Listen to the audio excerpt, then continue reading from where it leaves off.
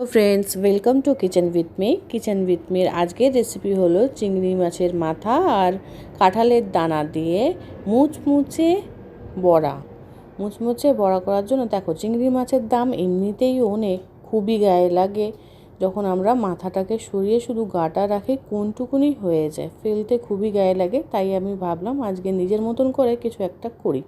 তাই ওখানে চিংড়ি মাছের মাথাগুলোকে ভালো করে পরিষ্কার করে ধুয়ে নিয়েছি। এবার এদিকে কাঁঠালের দানাগুলোকে কুকারে 4টের মতন সিটি দিয়েছি, দিয়ে জলটা ফেলে দিয়ে ওটাকে ঠান্ডা করে মিক্সির জারের মধ্যে রেখে নিয়েছি। এখানে ফ্রাই প্যানের মধ্যে আমি একটু সামান্য সর্ষের তেল দিয়ে চিংড়ি মাছের মাথাগুলোকে সামান্য একটু নাড়াচাড়া দিয়ে নিয়েছি, তারপরে ঠান্ডা করে মিক্সির জারে দিয়ে দিয়েছি।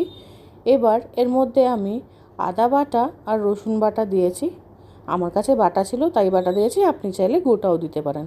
দিয়ে পেস্ট করে এবার একটা বাউলের মধ্যে নিয়েছি। নিয়ে ওর মধ্যে কুচি কুচি করা পেঁয়াজ, কাঁচা লঙ্কা, ধনেপাতা, জিরে গুঁড়ো, নুন, হলুদ দিয়ে এটাকে একটু ভালো করে মাখিয়ে নেব।